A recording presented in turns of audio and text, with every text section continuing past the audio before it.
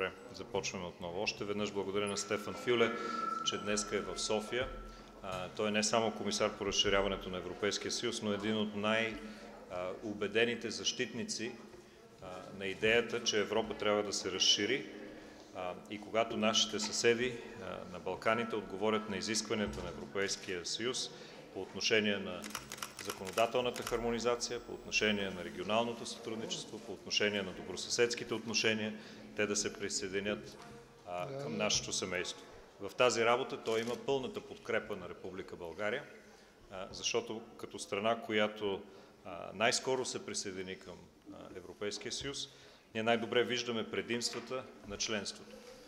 И от тази гледна точка ние няма да бъдем първата страна, която да попречи на други страни да се присъединят към Европейския съюз. Напротив, винаги ще защитаваме идеята, че Европа трябва да се разшири.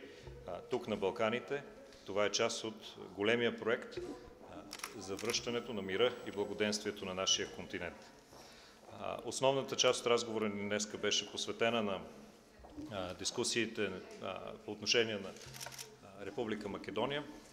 Ние споделихме с господин Фюле обхвата на обществения дебат в България, притесненията, които съществуват в българското общество относно националистичната политика, която се води в Скопие. Мисля, че се съгласихме, че единственият път, по който да се решат казусите, свързани с националистическото говорене, е пътя на европейската интеграция. България няма и никога не е предявявала териториални претенции към която и да е друга страна тук на региона. България винаги е поддържала отношения на активно сътрудничество с нашите съседи. Когато ние бяхме страна кандидат, постепенно решихме ключови въпроси в отношенията с нашите съседи, които години наред тежаха, включително и териториални казуси с Република Турция, по които имахме доста сложни преговори. Сигурни сме, че пътя, по който нашите съседи на Балканите, включително и Република Македония, трябва да извървят, включват решаването на подобен тип въпроси с съседните страни, идентифицирането на мерки, които подобряват доверието между страните и се надявам, че до края на тази година ние ще можем да имаме разработен и съгласуван план, по който да покажем пред българската общественост, пред македонската общественост, пред европейската общественост, че нашите две страни са способни ръка за ръка да продължат да работят заедно, да си помагат по пътя на Македония към Европейския съюз по същия начин, по който сме го правили вече 20 години. Сигурен съм, че и предстоящите дебати в Народното събрание ще бъдат конструктивни и че в тези дебати ние ще чуем и активния глас на Европейската комисия в подкрепа на това да се оставим в миналото проблемите, които ни разделят и да се съсредоточим най-вече върху това, което ни обединява в общото ни европейско бъдеще. Разговорът ни беше изключително продуктивен, много полезен и съм сигурен, че от тук нататък сътрудничеството между България и Генерална дирекция разширяване в Европейската комисия ще се засили, така че вижданията, които съществуват в българското общество, да бъдат адекватно отразени в инициативите на Европейската комисия, което съм сигурен, че ще се случи. Благодаря ви, Стефан.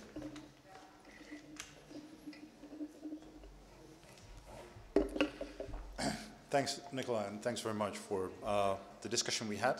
Indeed, very open, very frank, but constructive at the same time. I had also extremely useful discussion with the Prime Minister, with the President, and also in Bulgarian Parliament, which I enjoyed. Now, a couple of points which are important from my perspective. The first is that European Union is still facing consequences of economic and financial crisis, and in response is addressing its problems and it's deepening its integration. European Union must continue to look outwards too.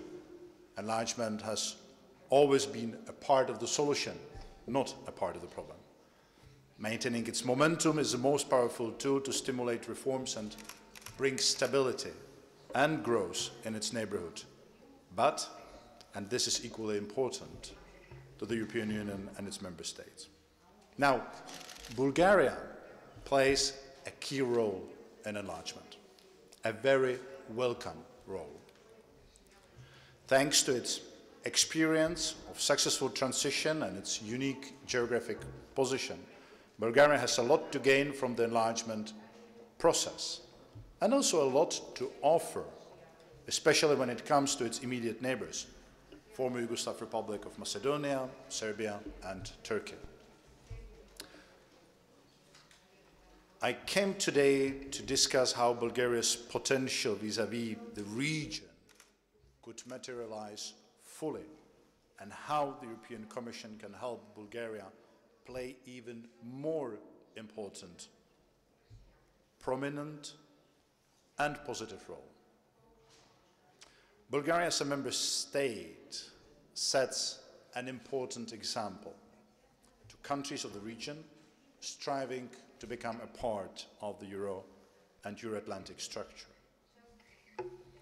And I came to Sofia to better understand how Bulgaria's current policy, especially when it comes to the former Yugoslav Republic of Macedonia, is matching her own enlargement vision and potential as a key player in the region.